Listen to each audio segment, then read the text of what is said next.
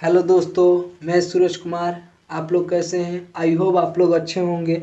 आज हम लोग पढ़ने वाले हैं 12th क्लास के हिंदी के 2 लेसन। उसने कहा था कि लेखक परिचय, जिनके लेखक है चंद्रघर शर्मा गुलेरी।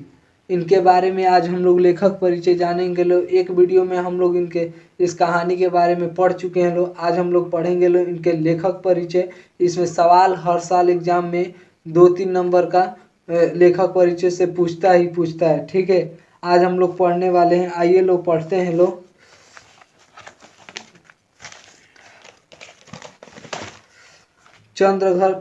चंद्रघर शर्मा गुलेरी का जन्म 7 जुलाई 1883 ईस्वी को हुआ था। ठीक है, और उनका निधन 12 सितंबर 1922 को हुआ था। और जन्म स्थान है जयपुर राजस्थान।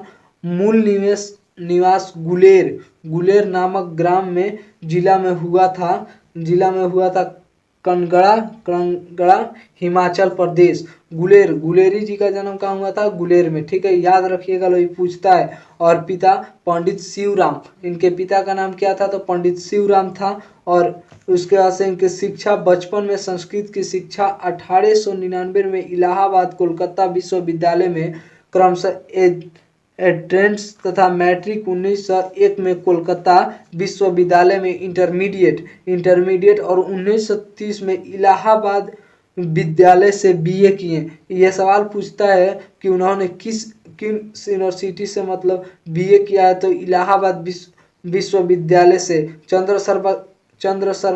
चंद्रघर शर्मा गुलेरी किस विश्वविद्यालय से बीए किए हैं? तो इलाहाबाद विश्वविद्यालय से। ठीक है, और इनकी वृत्ति में है 1904 में जयपुर दरबार की ओर से खेतड़ी के नाबालिग राजा जय सिंह के अभिभावक बनकर मेयो कॉलेज में अजमेर में आ गए और जयपुर भवन छात्रावास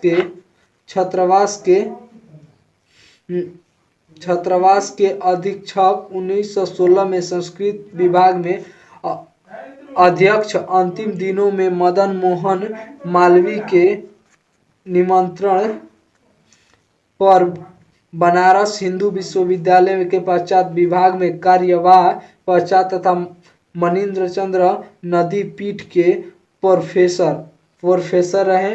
और उसके संवाद में समूलत रचनाओं के बारे में जानेंगे।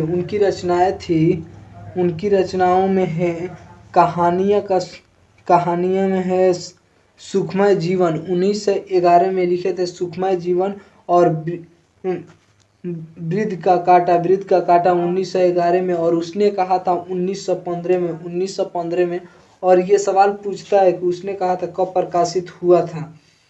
ठीक है, यह सवाल पूछता है 1915 में प्रकाशित हुआ था, उसने कहा था। आइए उनके बारे में कुछ पढ़ते हैं। चंद्र शर्मा गुलेरी 20वीं शताब्दी के प्रथम चरण के हिंदी गद्य साहित्य के एक प्रमुख लेखक थे। वे अपने समय के हिंदी संस्कृति अंग्रेजी आदि भाषाओं के प्रकांड विधान थे। प्रकृति अपभ्रंश आदि भाषाओं में भी उनकी गहरी गति थी। पुरातत्व इतिहास भाषा शास्त्र आदि विषयों में उनका ज्ञान अपने समय में अत्यंत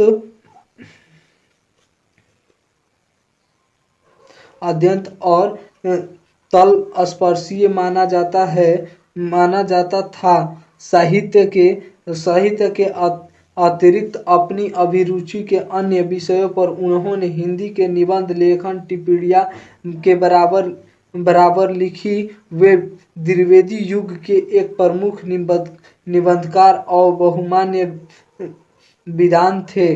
वो किस युग के थे? तो द्विवेदी युग के। यह भी सवाल पूछता है। ठीक है, और गुण और विगत ह्रास परिहास तथा व्यंग के परिपूर्ण अपनी कलात्मक भाषा शैली को देखते हुए वे अपने समय के बहुत आगे दिखाई पड़ते हैं। वस्तुतः वे अपने युग के अत्यंत प्रतिभाशाली और समर्थ लेखक थे। ठीक है, गुलेरी जी ने कुल 3 कहानियां लिखी है। गुलेरी जी ने कितनी कहानियां लिखी है? तो 3।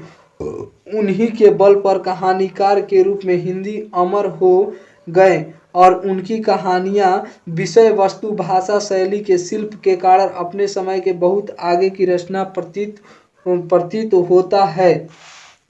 हिंदी कहानियों के विकास में इनका प्रत्यक्ष और परोक्ष रूप के प्रभाव पड़ता है। संस्कृत का इतना बड़ा पंडित और शास्त्र निष्णात गंभीर प्रकृति के विधान ऐसी सृजनात्मक भाषा शैली में कल्पना और यथार्थ के ऐसे संतुलन साधन के साथ आधुनिक कथ्यों वाले ये कहानियां लिख सका, यह समुच्च चमत्कृत कर देने वाली, आश्चर्य से भर देने वाली रचनात्मक घटना है। यह कहानियां अपनी भाषा शैली और शिल्प को लेकर आज भी उतनी ही तरोताजा और रचनात्मक कौतुक सरीखी प्रतीत होती है। कौतुक का अभिप्राय कतई यह नहीं कि इनकी विषय वस्तु या कथ्य कम महत्वपूर्ण अथवा गंभीर है। सच्चाई इनके विपरीत है। इनकी विषय वस्तु और कथ्य अधिक गंभीर, महत्वपूर्ण तथा समय के आगे के हैं। ठीक है, हम लोग कंप्लीट कर लिए लेखक परिचय। उसने कहा था कि इस वीडियो में थोड़ी चूक हुई है, मैं मानता हूँ थोड़ी गलती हुई है, मगर इसमें गलत कमेंट ना करें। ठीक है, वीडियो पसंद आए तो लाइक करें, अगर गलत कुछ लगे तो इसमें गलत कमेंट ना करें, क्योंकि मैं भी आप ही की तरह 12th क्लास में पढ़ता हूँ। ठीक है, चलिए, थैंक यू वीडियो देखने के लिए।